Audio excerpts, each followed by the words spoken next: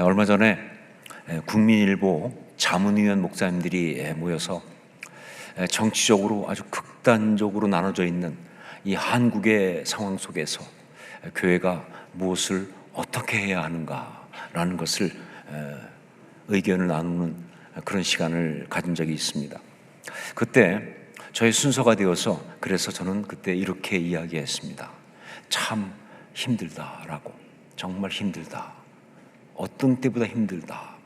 교회 안에 그리스도의 한 몸, 그 몸의 지체라고 하면서도 서로 다른 정치적인 입장을 가진 성도들이 존재하는데, 물론 그거는 당연히 그럴 수밖에 없죠. 이전에도 그랬고요. 정치적인 어떤 입장이 다른 성도들이 교회 안에 존재할 수 있어요. 그런데 문제는 뭐냐? 지금은 그 정치적인 입장이라는 것이 타협이 안 되는 절대적 가치 수준까지 가 있기 때문에 이게 문제가 되는 거예요.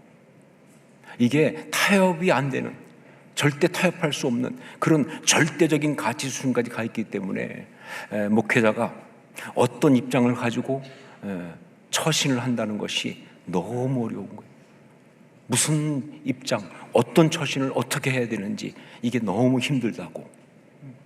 그래서 그런 얘기하면서 제가 마지막에 조크를 하나 했습니다. 그래서 저는 요즘 춤 중에 가장 힘들다고 하는 그 춤을 추고 있습니다. 엉거주춤이라고. 지금 우리는 사실 그리스도인으로서 정말 어려운 시간을 살아가고 있습니다. 이유는 너무 혼란스럽기 때문에, 너무 헷갈리는 상황 속에 있기 때문에. 그런데 단지 이것이 정치적으로 이렇게 혼란스럽고 어려운 것만이 아니라 사실은 삶의 모든 부분에서 정말 헷갈리고 정말 혼동스러운 그런 상황 가운데 우리가 있습니다.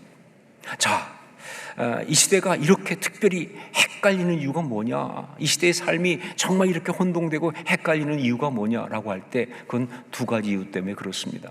하나가 뭐냐? 지금 이 시대가 포스트 모더니즘 시대이기 때문에 그렇다 하는 거예요.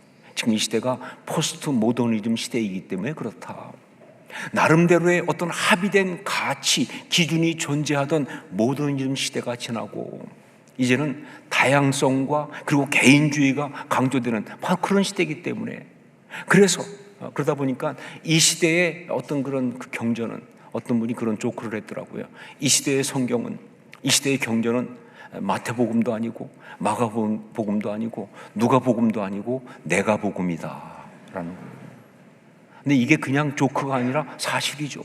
왜? 수많은 사람들이 자기가 말하는 게 진리라고 하니까, 자기 생각이 옳다고 하니까, 그런 어떤 각자의 소견에 옳은 그런 대로 막 살아가는 그런 시대가 된 것이다, 그런 이야기죠. 자, 그리고 또 한 가지, 이 시대가 이렇게 헷갈리는 이유는 과학의 발달로 정보가 무분별하게 과잉되어 있기 때문에 그렇습니다. 과학의 발달로 정보가 그냥 무분별할 정도로 넘치게 과잉되어 전달되기 때문에 그래서 그렇다. 특히 유튜브라든가 이 SNS, 이게 발달되면서 이전에 방송국 수준의 정보가 이제는 각 개인을 통해서 마구 뿌려집니다. 자, 그러다 보니까 무엇이 옳은 것인지, 이게 맞는 것인지 이거 제대로 분별하는 게 거의 불가능한 그런 상황에 들어가 있는 거예요. 특히 유튜브 같은 경우는요, 좋아요, 구독, 이게 바로 돈이 되지 않습니까? 그러다 보니까 정말 사람들을 작정하고 낚으려고 준비하거든요. 사람들을 어떻게 하면 낚을까 싶어가지고 그냥 이렇게 하다 보니까 이거 피해 나가기 쉽지 않아요. 저도 뭐 뻔히 수도 없이 그런 줄 알면서 또 눌러본다니까요. 얼마나 절묘하게 그렇게 해놨는지 말이죠. 이게 예전에는 그래도 상업적인 것이 그랬어요. 어떤 물건을 팔거나 할 때마다 이거면 뭐 30년 고질병이 단번에 낫는다는 둥, 뭐 이거 하나면 된다는 둥, 이렇게 상업적인 것을 많이 했는데 이게 지금은 상업적인 부분만이 아니라 가치와 신앙의 영역까지 파고 들어왔잖아요. 가치와 신앙, 이거는 정말 그 중요하고 반드시 진리여야 하는데 그런 부분까지 파고 들어와서 그냥 사람들을 낚으려고 하는 그런 식으로 변질되다 보니까 올바르게 제대로 믿고 사는 것이 정말 어려운 그런 상황에 우리가 빠지게 된 것입니다. 자, 하지만 이렇게 가치가 혼동되고 모든 것이 뒤죽박죽 되어 있는 삶 속에서 그래도 여전히 성도가 성도로서 바르게 살아갈 수 있게 하는 아주 확실한 지침이 있습니다. 아무리 상황이 복잡하고 헷갈린다 할지라도 여전히 변하지 않는 그런 영적인 지침, 영적인 진리가 있다 그 말이에요. 바로 그것이 오늘 말씀에 나오고 있습니다. 오늘 말씀은 우리 못지않게 헷갈리고 혼동스러운 상황 속에 있던 고린도에 있는 그리스도인들에게 바울 사도가 아주 분명하고 단호하게 준 영적인 지침, 그것입니다. 우리 31절 말씀을 함께 읽겠습니다. 31절 같이 읽습니다. 그런즉 너희가 먹든지 마시든지 무엇을 하든지 다 하나님의 영광을 위하여 하라. 그 가운데 있지만 정말 흔들리지 않을 수 있는 중요한 영적인 지침, 그게 뭐예요? 하나님의 영광을 위하여 하라, 이것입니다. 하나님의 영광을 위하여 하라. 우리 그리스도인들에게 있어서 어떤 상황이든지 어떤 경우든지 다 통하는 최고의 행동 지침, 삶의 기준이 되는 말씀이 있다고 한다면 이게 바로 뭐예요? 하나님의 영광을 위하여 하라, 이것입니다. 이렇게 단호하게 확실하게 주장할 수 있는 근거는요, 다음 세 가지 때문에 그래요. 첫 번째로 이것은 인간이 이 땅에 지어진 존재의 근본적 이유이기 때문에 그렇습니다. 이거는 인간이 이 땅에 지어진 그 존재의 근본적인 이유이기 때문에 그런 것이다. 웨스터민스터 소요리 문답이라는 것이 있습니다. 언뜻 들을 때는 요리 문답이라는 게 나오니까 혹시 요리에 관한 책인가 싶겠지만 아니요, 그런 것이 아니라 굉장히 중요한 책이죠.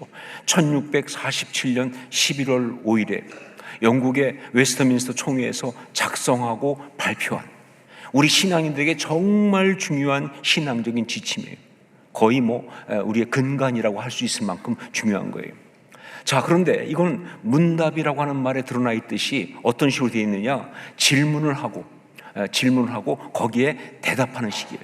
그러니까 신앙적으로 중요한 문제를 질문을 하고 바로 거기에 대답을 하면서 정말 중요한 신앙적 지침을 주고 있는, 그렇게 되어 있는 그런 겁니다. 자, 그런데 거기에 보면 가장 첫 번째 질문이, 첫 번째가 제일 중요하지 않겠습니까? 첫 번째 질문이 뭐냐, 사람의 제일 되는 목적이 무엇인가? 사람의 제일 되는 목적이 무엇인가? 라는 질문이에요.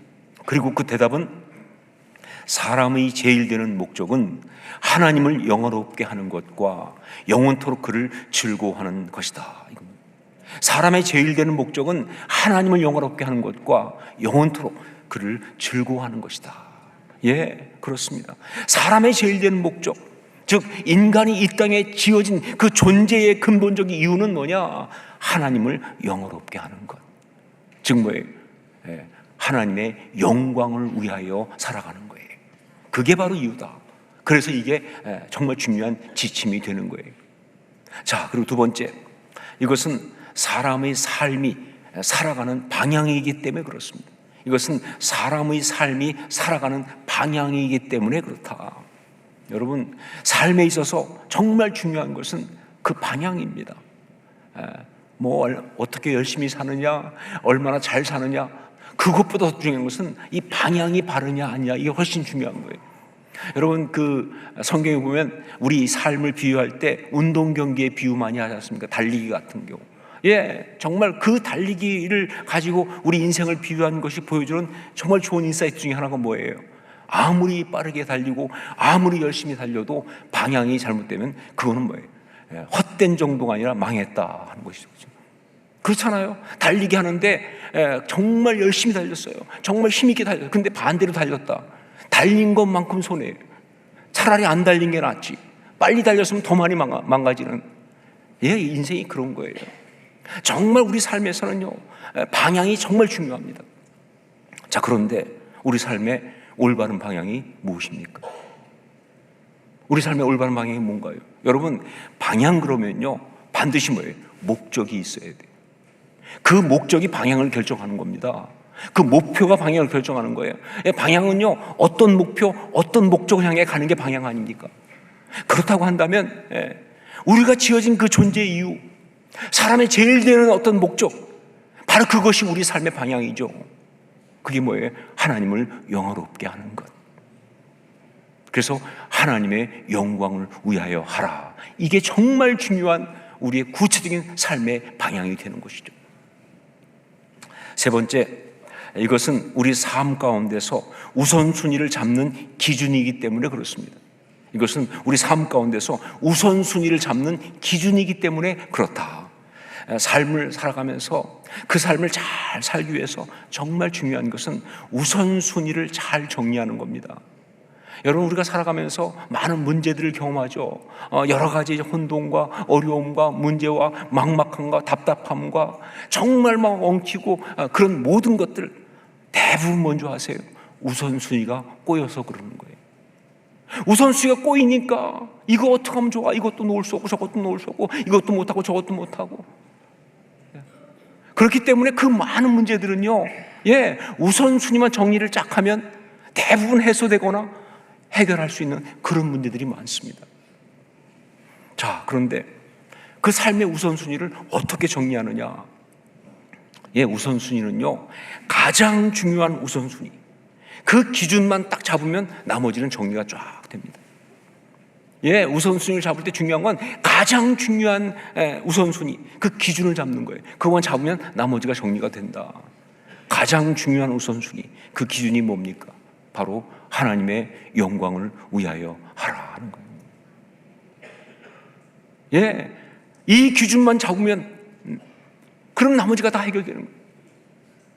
그래서 이것이 삶의 정말 중요한 영적인 지침이 되는 것이다.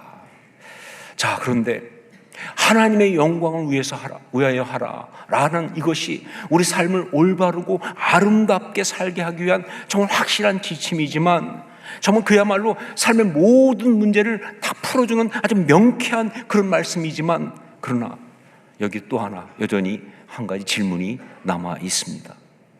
그 뭐냐? 그 하나님의 영광이라는 것이 뭐냐 하는 거예요. 어떻게 하는 것이 하나님께 영광을 돌리는 것인지, 이게 헷갈린다, 이게 혼동된다 하는 것이죠. 제가 미국에서 어떤 미국 목사님의 설교를 들으면서 들었던 이야기입니다. 이분이 그 어떤 행사, 그러니까 뭐 집회는 아니고 행사 같은 건데, 이제 교회에서 하는 행사죠. 행사를 하면서 그러면서 거기에서 한 젊은 찬양 사역자를 불러서 찬양을 부탁을 했어요. 그런데 이 찬양 사역자가 찬양을 너무 잘했어요. 그래서 사람들이 은혜를 많이 받았어요. 자, 그래서 그 행사가 다 끝나고 마지막 부분에 이 목사님이 나와가지고 이제 마무리를 해야 되니까 또 수고한 분들, 이런 분들한테 이제 땡큐도 하고, 그러면서 이 찬양 사역자한테 너무 은혜 받았다고, 너무 감사하다고, 그러면서 그 찬양사를 이렇게 세우고, 그리고 성도들이 다 박수를 치면서 감사하다고, 땡큐 이렇게 했어요. 그런데 이 젊은 찬양 사역자가 뭘 잘못 배웠는지 어쨌는지 너무 지나치게 그야말로 경기를 하면서 노노노노 막, 그리고 글로리 투가, 글로리 투가, 무슨 큰 죄를 짓는 것처럼 노노노노 글로리 투가, 글로리 투가 막 이러는 거예요. 이게 너무 불편한 거예요.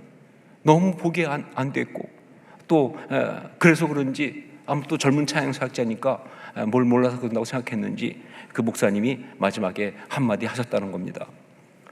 하나님께 영광은 우리가 따로 챙겨드릴 테니까 당신은 그냥 우리의 이 감사를 땡큐하고 받으시면 됩니다. 여러분, 하나님께 영광을 올려드린다고 하는 그 말이, 그게 진짜 영광 올려드리는 거예요? 영광을 드린다는 그것이 영광 자체 맞냐, 그 말이에요. 그 어떤 사람이 아이한테, 아주 어린 아이, 그러니까 이제 막 말 배우는 정도겠죠.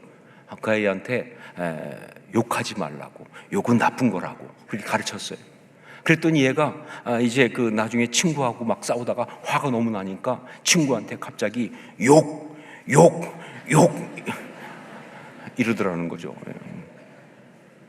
여러분, 욕은 욕이란 말 자체는 욕이 아닙니다. 그건 그냥 상대방의 가치를 떨어뜨리고 인격을 무시하고 비하하는 그 모든 내용을 포함한 이름일 뿐이다.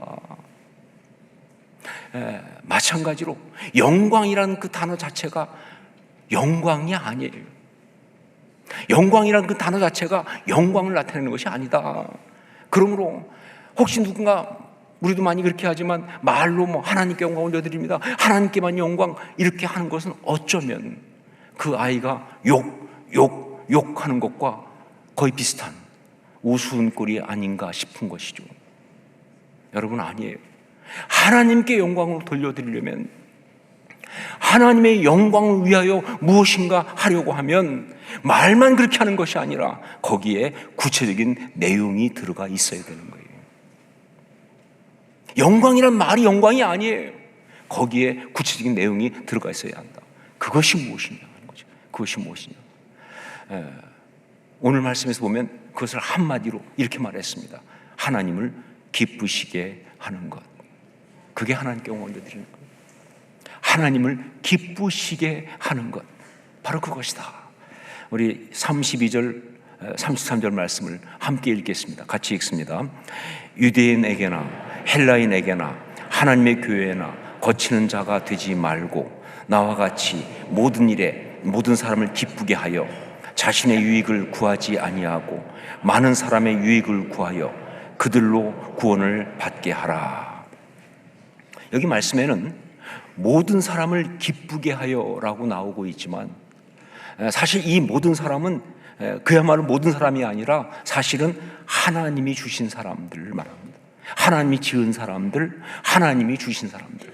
제가 잘 쓰는 표현대로 한다면 하나님이 사랑하라고 주신 사람들이. 자, 그러니까 여기 모든 사람을 기쁘게 하여, 그래서 그들로 하여금 구원을 받게 하라 하는 이야기는 한마디로 말하면 뭐예요? 하나님을 기쁘시게 하라, 그런 이야기. 네, 하나님께 영광을 올려드린다고 하는 것은요, 하나님을 기쁘시게 하는 거예요. 그게 하나님께 영광을 올려드리는 것입니다. 자, 그렇다면 무엇이 하나님을 기쁘시게 하는 것인가? 어떻게 하는 것이 하나님을 기쁘시게 하는 것인가? 굉장히 많겠죠. 한두 마디로 정리가 안 될 정도로, 우리가 살아가면서 삶 가운데 하나님을 기쁘시게 하는 거 굉장히 많습니다. 그런데 놀랍게도 오늘 말씀 보니까, 오늘 말씀에서 바울 사도는 그 많은 것 가운데 딱 한 가지만을 강조하고 있어요. 이게 무슨 얘기냐? 이것만 맞다가 아니죠. 그게 아니라 지금 너희한테 가장 중요한 건 이거다, 이런 뜻이죠. 고린도전서에 보면 그런 게 많이 나옵니다. 믿음과 소망과 사랑, 이 세 가지는 항상 있을 것인데 그 중에 제일은 사랑이라. 사랑이 제일 뛰어나다는 게 아니라 이 중에 지금 너희한테 가장 중요한 것, 메이저나, 그건 바로 사랑하는 거야 라는 이야기거든요. 이런 표현이죠. 그러니까 하나님 기쁘시게 하는 건 많은 줄 알아요. 하지만 지금 고린도 교인들한테 하나님을 기쁘시게 하는 가장 중요한 한 가지를 얘기한다면 바로 이것이다, 이런 이야기를 하고 있는 거예요. 그렇다면 오늘 우리가 이 고린도전서 말씀을 가지고 말씀 묵상하고 있잖아요. 이거 성령께서 주신 것이잖아요. 그렇다면 이건 바로 지금 우리에게 주시는 말씀이기도 하다 하는 것이죠. 우리가 지금 어떻게 하나님을 기쁘시게 할까요? 오늘 성경을 통해서 성령께서 말씀하십니다. 이거라고. 이 한 가지만을 강조한다고. 그것이 뭔가? 23절, 24절 말씀을 함께 읽겠습니다. 23절, 24절 말씀 같이 읽습니다. 모든 것이 가하나 모든 것이 유익한 것은 아니요 모든 것이 가하나 모든 것이 덕을 세우는 것은 아니니 누구든지 자기의 유익을 구하지 말고 남의 유익을 구하라. 바로 덕을 세우는 것, 이것입니다. 바울 사도가 지금 여러 가지 이야기를, 다양한 표현을 하고 있지만, 그러나 이 말씀을 한마디로 하면 덕을 세우는 것, 그것이거든요. 이 덕을 세우는 것, 이것이 바로 하나님을 기쁘시게 하는 것이다 하는 거예요. 자, 그런데 그러면 덕을 세운다는 게 무엇일까? 여러분, 바울 사도가 여기 사용하고 있는 이 덕을 세운다는 이 말은 우리가 보통 알고 있는 덕이라고 하는 말과는 좀 다른 단어를 쓰고 있어요. 우리가 덕이란 말 잘 알잖아요. 특별히 그 헬라 철학에서 덕은요, 그야말로 굉장히 유명한 말입니다. 아리스토텔레스 철학의 핵심이 덕이에요. 그러니까 이 고린도전서를 쓸 때 그 당시에 이 덕이란 말은 정말 유명한 말이고, 그리고 정말 모든 사람이 다 알 수 있는 그런 중요한 말인데, 근데 그때 그 헬라 철학에서 쓰는 덕, 그 덕은 이게 헬라어로 하면 아레테라는 말입니다. 아레테란 말은 무슨 뜻이냐? 탁월함, 훌륭함, 아름다움, 선함, 유익함 등등 좋은 건 다 갖다 놓은 거예요. 여러분, 그래서 이 아레테라는 말에서 나온 영어 단어가 뭐냐면 알트 아닙니까? 알트. 그래서 우리가 뭐예요? 뭔가 참 훌륭하고 멋있을 때 뭐라고 그래요? 아, 예술인데 이렇게 나가는 거예요. 멋있다 그 말이죠. 그런데 바울 사도는 오늘 말씀에서 그 단어 안 썼습니다. 아레테를 쓰지 않았어요. 대신 어떤 단어를 썼느냐? 오이코도메오라는 말을 썼습니다. 오이코도메오. 자, 그러면 이 오이코도메오란 말은 무슨 뜻이냐? 이 단어는요, 오이코스라는 말과 데모란 말이 합해진 거예요. 헬라어 시간 같으시죠? 오이코스란 말과 데모란 말이 합해진 거예요. 데모라는 말은 세운다, 건축한다 이런 뜻이니까 오이코스가 뭔지 알죠? 여러분, 오이코스가 무슨 뜻이에요? 오이코스 아실만 할 텐데, 교회를 오래 다니신 분들은 몇 번은 들어봤을 만한 유명한 말입니다. 가정이죠. 집입니다. 그게 오이코스예요. 결국 뭐예요? 다른 말로 하면 공동체를 말합니다. 건물을 말하는 게 아니라 공동체를 말하는 거예요. 자, 그러니까 오이코도메오라는 말은 집을 짓다, 집을 세우다 이런 뜻이에요. 구체적으로 말하면 하나님의 공동체를 세우는 것. 여러분, 그렇습니다. 다른 어떤 것보다 우리 하나님이 기뻐하시는 것은, 어떤 것보다 우리 하나님을 기쁘시게 하는 것은 바로 덕을 세우는 것. 오이코도메오, 공동체를 세우는 것, 바로 그것이다. 공동체 세우는 것. 자, 그래서 오늘 말씀에 보면 바울 사도가 25절부터 30절까지 그 당시 고린도 교회 가운데 가장 논란이 되고 정말 성도들을 헷갈리게 하는 그런 것이 바로 우상의 재물을 먹는 거였어요. 한번 말씀드렸죠? 시장에서 막 재물을 갖다 파니까 이걸 먹어도 되는지 안 먹어도 되는지, 뭐 이것 때문에 교회 안에서 굉장히 서로 이게 옳다 저게 옳다 뭐 이래가면서 시끄러웠다고요. 자, 그 문제를 얘기하고 있는데, 그런데 바울이 거기서 어떻게 말하고 있느냐? 시장에서 판 물건은 묻지 말고 먹으라는 거예요. 양심을 위하여. 이때 양심을 위하여라고 하는 것은 바로 믿음이 연약한 자들의 신앙을 말하는 겁니다. 믿음이 연약한 자들의 신앙을 위해서 뭐 다 볼 때마다 이거 혹시 출처가 어디입니까? 원산지가 어디입니까? 이 우상제물 아닌가요? 막 이래가면서, 그러면 믿음이 연약한 자들도 아무것도 못 사 먹잖아요. 그러니까 그냥 괜찮으니까, 하나님이 온 땅 다 지으셨으니까 그냥 먹으라는 거예요. 불신자의 집에 갔을 때도 불신자가 음식을 딱 내놓으면 그걸 보고서 이게 혹시 우상제물 아닙니까? 이게 어디서 갖고 왔습니까? 따지지 말고 그냥 먹으라는 거예요.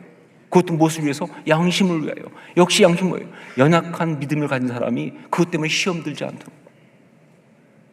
자, 그런데 갑자기 그 중에 어떤 사람이 이거 우상의 제물이었는데요 라고 얘기해주면 그때는 먹지 말라는 거예요. 왜? 그걸 그래도 먹으면 믿음이 연약한 사람이 또 시험 들 거 아니에요. 이건 무슨 얘기하고 있는지 아시겠죠? 무엇이 옳으냐, 어떤 것이 바른 것이냐를 좀 말하고 있지 않아요. 오직 말하고 있는 건 뭐냐? 덕을 세우는 거예요. 영혼들을 시족하지 않고 공동체 가운데 시험 들지 않게 하는 그 공동체를 아름답게 세우는 것, 이게 가장 중요하다, 그런 이야기죠. 자, 그래서 저는요, 어떤 대기업 CEO가 이런 말 한 것이 패러디 하려고 합니다. 마누라 자식 빼고는 다 바꾸라. 유명한 이야기죠, 그렇죠?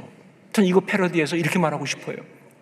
우리는 공동체를 세우기 위해서는 복음 진리 외에는 다 바꾸고 다 수용할 수 있어야 한다. 공동체를 세우기 위해서는 복음 진리 외에는 다 바꾸고 다 수용할 수 있어야 한다. 아무리 그것이 교회가 오랫동안 지켜온 전통이라 할지라도, 그게 정말 교회는 다 이런 거야 하고 아주 고착된 문화적인 어떤 특성이라 할지라도, 사람들이 다 그렇게 하는 어떤 것이라 할지라도, 정말 그것 때문에 어떤 한 믿음이 연약한 사람이 와서 너무 생소하고 소외감 느낀다면 바꿔야죠.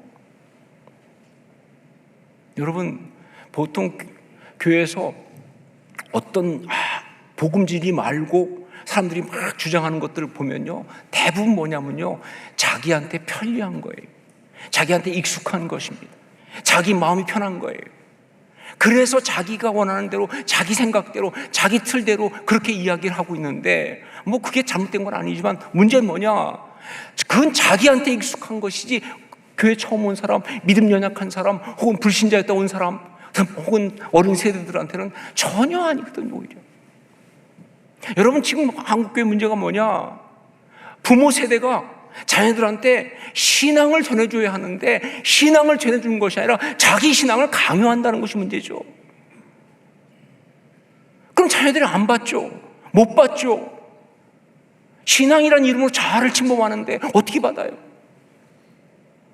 그게 복음 진리라면 당연히 줘야 하지만 참 많은 경우는 자기 스타일대로, 자기 방식대로 믿으라는 거예요. 아니요, 다 바꿔야 합니다. 결국 뭐예요? 내가 불편하더라도, 내가 힘들더라도, 내가 정말 이것 때문에 정말 내 마음이 아주 괜히 불편하고 힘들고 어렵더라도 다른 영혼들을 위해서, 그 어린 영혼들을 위해서 필요하면 다 바꾸고 그 감수해야죠. 저는 이런 면에서 저희 교회 우리 교육부 믿음소의 교사들을 보면서 정말 은혜를 받습니다. 저희 교회 믿음소 거기 교사들 보면요, 아무래도 교회가 좀 역사가 있어서 그런지 연식이 좀 된 분들이 많아요. 결코 젊지 않습니다. 그런데 교사를 하면서 그러면서 절대 그 나이에 하지 않을 일들을 한다고 말이에요. 아이들과 맞추기 위해서 같이 율동하고 막 같이 뛰니까 그때 보면요, 진짜 관절에서 불편한 소리가 많이 나와. 심지어 약 먹고 하는 사람도 있어요. 내가 이게 뭐 하는 짓인가 싶을 때도 있어요. 그런데 하죠. 왜? 아이들을 품기 위해서, 그들에게 다가가기 위해서. 여러분, 그때 우리 하나님이 얼마나 기뻐하시겠습니까? 우리 하나님이 얼마나 영광을 받으시겠습니까? 그게 하나님을 영화롭게 하는 거죠. 그게 하나님을 기쁘시게 하는 거죠. 뿐만 아니라 정말 삶 가운데서 어렵고 힘든 어떤 상황 속에서 정말 여러 가지 힘들고 어렵지만 사실 내가 내가 이런 대접 받은 사람이 아니야, 갈 데가 없는 게 아니야 싶은 생각이 들지만, 그러나 공동체를 위해서, 연약한 자들이 시험 들지 않게 하기 위해서, 그래서 거기서 정말 억울하고 그런 걸 모든 걸 참으면서 버티고 있는 사람들, 하나님이 얼마나 기뻐하시겠습니까? 아니, 저는 하나님 그때 기뻐하신다는 표현보다 하나님이 감동하신다고 그렇게 생각해요. 우리 하나님 감동하세요. 이것이 하나님을 기쁘시게 하는 거예요. 이것이 하나님께 영광을 올려드리는 것이다. 여러분, 어떤 시대보다 혼동되고 어려운 상황 속에서 이 신앙의 길을 걸어가고 있는 사랑하는 여러분, 우리가 이 신앙의 길을 올바르고 아름답게 잘 걸어가기 위해서는 우리는 오직 한 가지만 생각하면 됩니다. 그게 뭐예요? 모든 것을 하나님의 영광을 위하여 하라. 추상적인 얘기 아닙니다. 구체적으로 삶 가운데 다 적용될 거예요. 정말 삶의 가장 구체적인 부분까지도 다 적용되는 이 방향이니까 모든 것을 하나님의 영광을 위하여 하라. 그래서 참고, 그래서 견디고, 그래서 포기하고, 그래서 움켜쥐기도 하지만 그래서 놓기도 하고, 모든 것을 하나님의 영광을 위하여 하라. 다른 어떤 것보다 공동체를 세우는 걸 통해서 하나님을 기쁘시게 함으로 하나님께 영광을 올려드리는 아름다운 주의 사람들이 다 될 수 있기를 주의 이름으로 축원합니다. 저도 그렇게 살겠습니다. 기도하겠습니다.